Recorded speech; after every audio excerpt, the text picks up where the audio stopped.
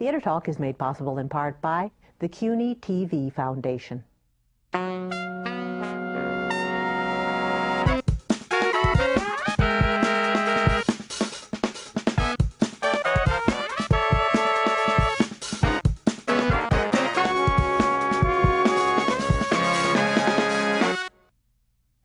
Concentrate on one thing, how to receive her with humility.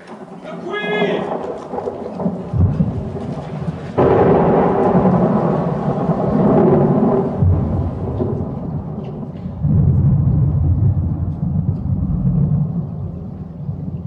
From New York City, this is Theater Talk. I'm Michael Riedel of the New York Post. And I'm the show's producer, Susan Haskins. There is a great battle on Broadway right now between two titanic figures from history. The play is called Mary Stuart by Schiller. It is here from London. It is about Mary, Queen of Scots, trying to save her head from Queen Elizabeth, who wants to take it off. It is brilliantly acted by two of Britain's leading actresses. We are happy tonight to be joined by Harriet Walter, who plays Queen Elizabeth, and Janet McTeer, who plays Mary, Queen of Scots, returning to Broadway from that wonderful performance you gave in A Doll's House a few years ago, for which you won the Tony Award. Thank you. Thank you, and congratulations on the success of the play. Thank you. Thanks. All right, Harriet, I'm putting you on the spot first. Why, as Queen Elizabeth, are you demanding this beautiful woman's head? Well, it's not me so much, it's history and politics behind me. It's there's a certain inevitability about it. The moment Mary crosses the border of England and seeks asylum, she puts Elizabeth and her courtiers in a very tricky position, because she's the focus, even if unwilling necessarily, you know, not necessarily the willing focus, of Catholic plots to remove me from the throne. So you're under threat when she is coming to you. There is actually a situation where the Pope has licensed any Catholic in England to kill me, and he'll go to heaven. I mean, it's basically a bit like the fatwa. So there's a very real danger to my life and my crown. But the interesting thing is that Elizabeth really did not want to cut her head off. She deliberated, she dithered, she found excuses, she shelved the issue, she internally was very, I think, wrung out about the whole thing. She had managed somehow to emerge from a very bloody rule of her older sister and her father, Henry VIII and Mary I. And she recognized that the country was a small, bankrupt country that had been riven by religious war. Terrible civil war. And a real reign of terror under her sister, where the Protestants were persecuted, the other way around. And she, Elizabeth, had been put in the Tower under threat of her own life, with Mary, her sister, Who was Catholic. not this Mary, completely other Mary, Yes. her, who was Catholic, doing to her exactly what she, Elizabeth, is asked to do for Mary Stuart. In other words, it's up to her signature whether or not Elizabeth died, and she didn't kill her sister, and so Elizabeth survives, and she decides, I'm going to try and knit this war-torn, riven country together and build up the coffers and not have any wars, and one of the ways I'm going to keep power of the people is by being their virgin heroine, but at the same time I'm going to play off the European countries and tempt them with the possibility of marrying me and having an heir. Oh, yes. And so she's an absolute poker player. Yeah. She's a brilliant, brilliant politician, and she learned it very young. And a lot of the Catholic world, which is most of Europe, you know, Protestantism is relatively new, thinks she's an illegitimate bastard, Right. because her mother was Anne Boleyn, who, you know, Henry divorced the true queen in order to marry, and then beheaded. But so in her this- own mother was beheaded when she was 3. But in this particular play, she has to deal with you. She has to deal with. Do you believe, if Mary had gotten power, if she were queen, would she have killed Elizabeth? Is she a real threat to Elizabeth? Personally, not the historical forces, but just her as the way you play her. No, I don't think she would have beheaded Elizabeth. No, I don't think she would have done that. But she wouldn't have been anywhere near as good a politician. I mean, Elizabeth was, without a shadow of a doubt, one of the greatest politicians our country has ever had. She was extraordinary. And how she managed to, as a woman, particularly in that time, keep, you know, her reign without ever getting married and having an heir was in this extraordinary patriarchal society was extraordinary, and she managed to do it year after year after year. I mean, if she'd said at day one, I'm not getting married, I'm not going to produce an heir, she would have been assassinated within her own court, without a shadow of a doubt, don't you think? She played that game She was for 30 brilliant. years. And I think nature, nurture, but obviously Elizabeth had a really horrific sort of upbringing, and she was put in the Tower at the age of 3, I think, or something, wasn't it? And whereas Mary had a really lovely upbringing in the French court, where she was loved and adored and cherished. raised to be the queen, right? She was a queen from the age of, I don't know, when she was still pooing in a nappy. It's interesting, the contrast between these two women, because you get the sense in the way it's played and the way it's written that she's not a canny political operator, Mary, at all. She was. She was. Yeah, she really used to be. When she was, they were brought up as politicians. So when she first came to Scotland at the age of 19, she was already widowed. And for 6 years, from 19 to 25, which is incredibly young, the severe, extreme Protestants, John Knox and his band in Scotland, who were incredibly clever, incredibly charismatic, and she took them on, and she was great. She stood up and intellectually she fought them, and she was really, really good. And for 6 years, and by the time it all went horribly wrong when her husband was assassinated, up until that moment, it was really touch and go between her and Elizabeth. But and then she produced an heir, James. Right. So suddenly she was top dog because she had produced a male heir, and there was a moment, a little while, where they were definitely on an even keel, and she looked like she could be winning. But why do you then say that you don't think she would have been as good a politician as I just Elizabeth don't, was? because I think, well, when Darnley was assassinated, which in our Her play- husband, right? Yeah, her husband, sorry, her second husband,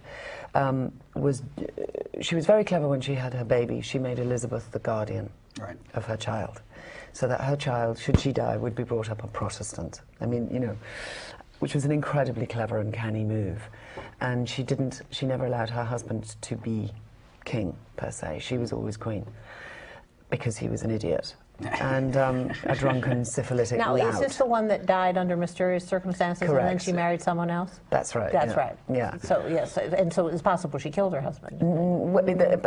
Schiller seems to think that she did, and in this play it is in, thought right. that she You get the did. sense. The jury's still Definitely. out on a lot of these Well, a things. lot of these things, but The general jury nowadays is that no, she didn't, because anyone with half a brain would realise that at that particular moment, Elizabeth and Mary were the closest they were ever going to be to being reconciled, or some kind of, and Mary was on the upper. Did they ever meet? No. Never. No. They meet in the play, but they never met. This scene, this famous scene in the Shirley play, is completely an imagined scene. Absolute tosh. But the thing that, just to go back to your point, when Darnley was assassinated, Elizabeth wrote Mary letters saying, you must put all of those men on trial, every single one of them. You must stand up and be innocent and shoot them down in flames. She didn't take her advice. She married one of the murderers.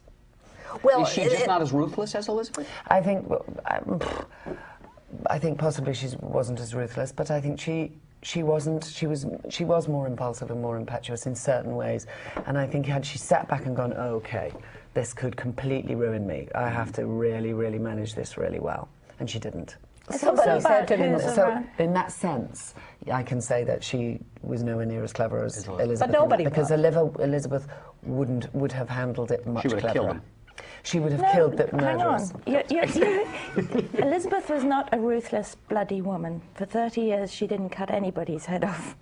She never killed the Catholics. She was not. She was, I think, a sort of prototype of what we now call the English diplomatic play off one lot against the other.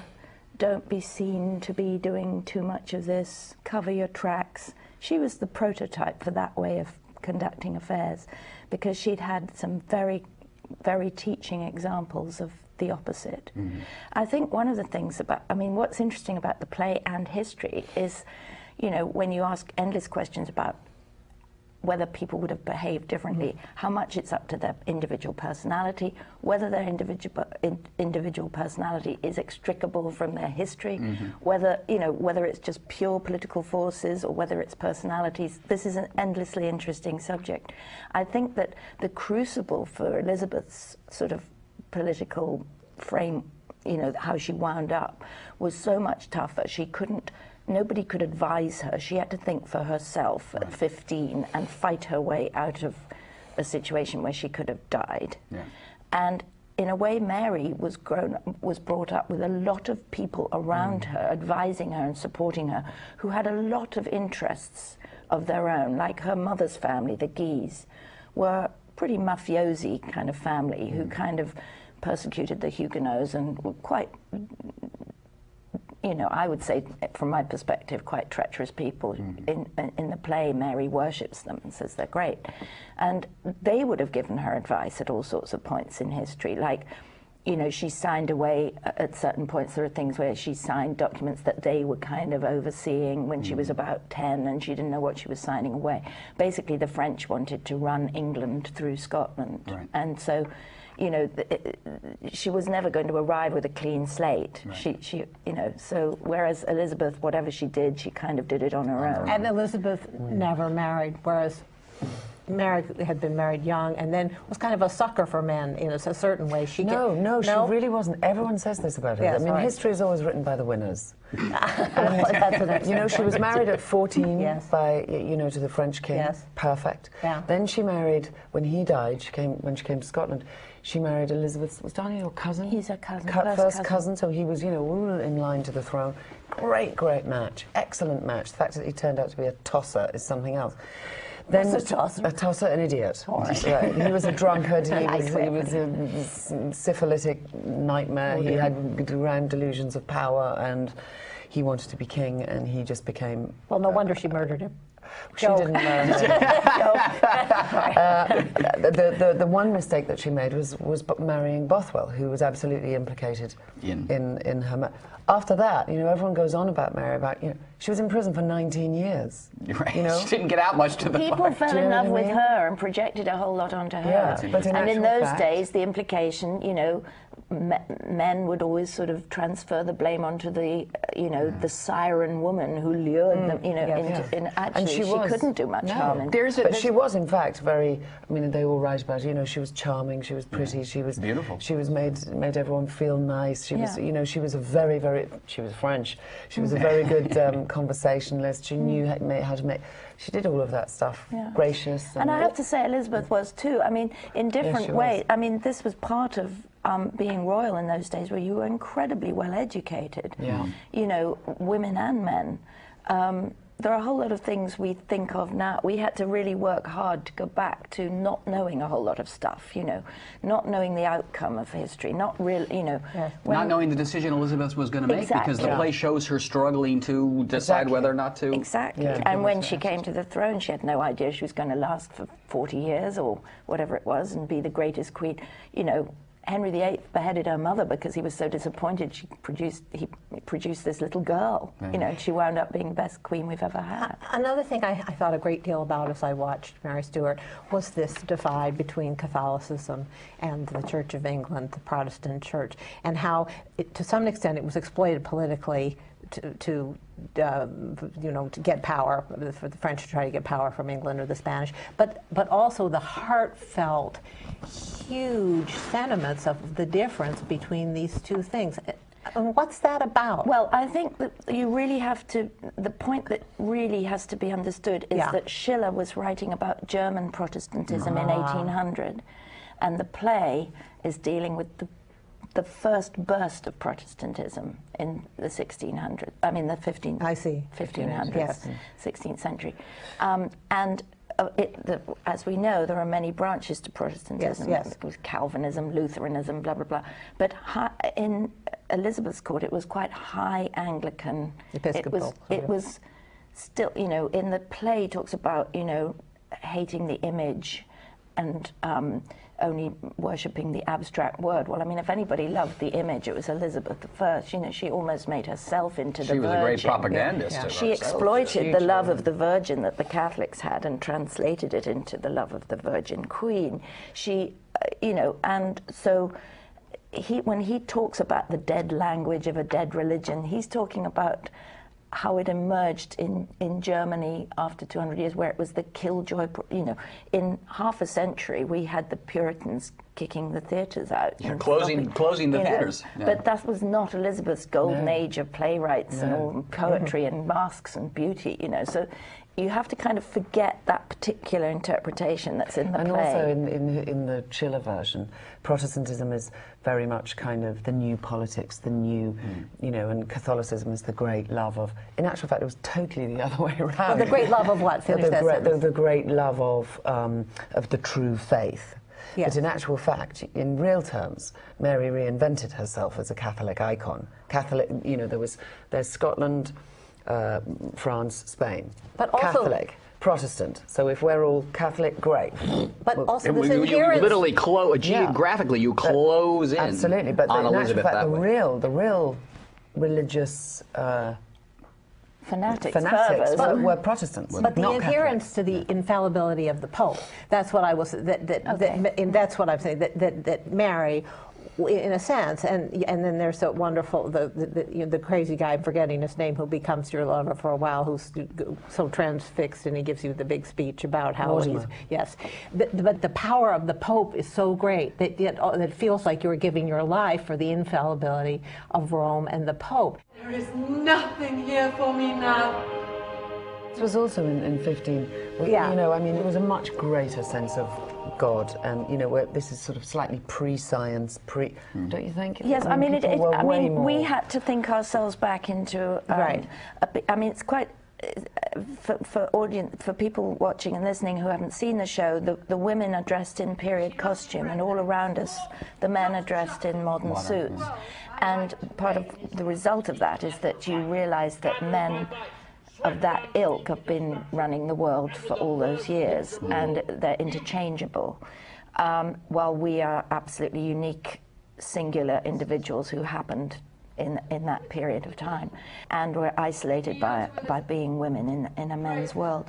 But you know, you do realize that as you're dressed in modern suits, it's very hard to get into the mentality of a world where, you know, beheadings and torture and all those things were absolutely the norm. Tools in the political toolbox. And that heaven and hell existed, and, you know, you would be damned forever, and, you know, all those things were part of the 16th century mental setup. Yeah. And it's quite hard for us to get there as 21st century people, but because you realize that the stakes are so much higher than they would be for us in the liberal Western world. But still in your country, the Catholics and the Protestants, I mean, we bring in the Irish situation, were up until very recently but they're not really divides about religious practice. They're divides about political classes, and, you know, it's centuries of oppression of the Catholics for political reasons. But wasn't this to some extent? Yes, exactly. It is much more about politics than religion, I suppose, except when you think the Pope did run the Western world for, you know, he would not have liked having that power wrested from him. Yeah. And that which was totally political. And that was there's totally a whole political. part that in the Mary's trial scene in the first act where she talks about, you know, the aristocracy having all being so marvelously religious, and they were Protestants, then they were Catholics, then they were Protestants, and then they were Catholics, and now they're Protestants Just again. save their Whatever.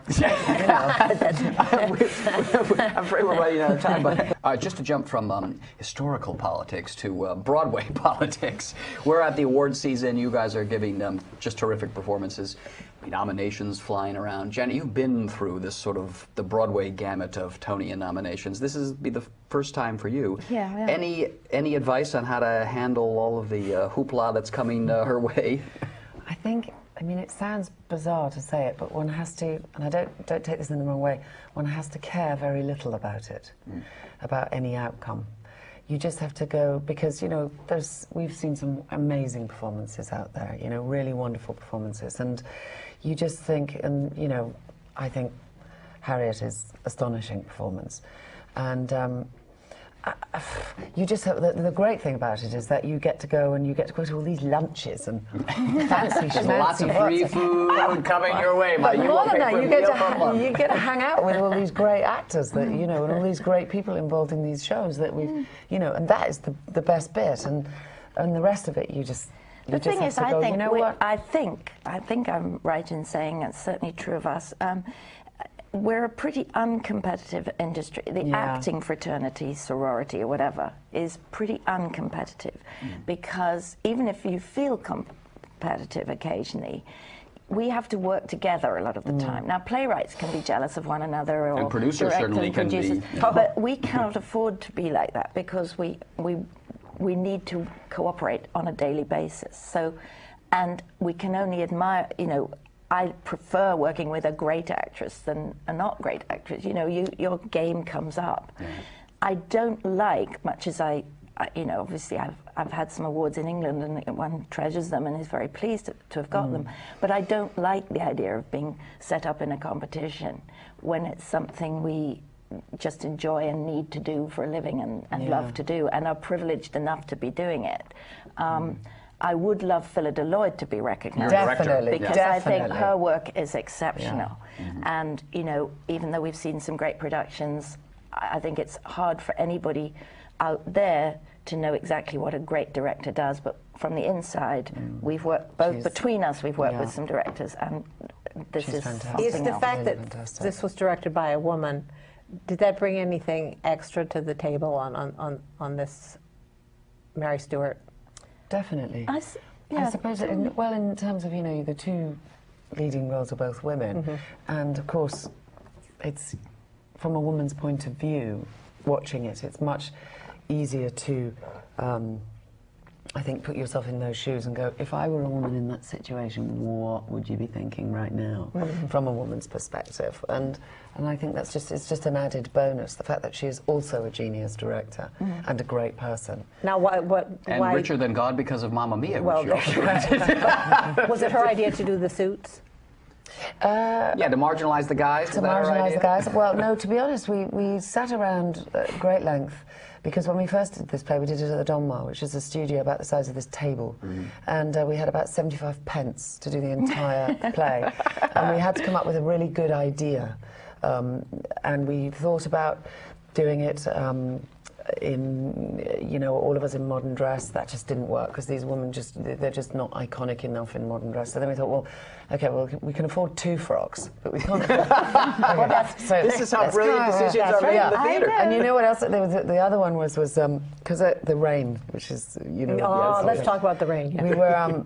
That came about because we were sitting. Actually, Philida and I had come here to see Mamma Mia, and we were sitting with Anthony Ward, our sensational designer, and I was saying, for Christ's sake, I'm 6'9", and I'm built like an Amazonian. Please don't make me run out and smell the flowers. Because this is the woman. Mary Stuart's been let out of prison for that. The music, and the flowers, and the air, and it's so marvelous.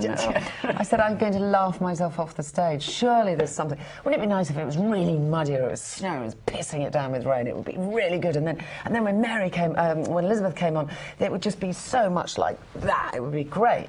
Well, this is at the Donmar, so of course I never thought it would happen. They had a bucket, right? A localized cloud. Here we are. That hovered over the stage.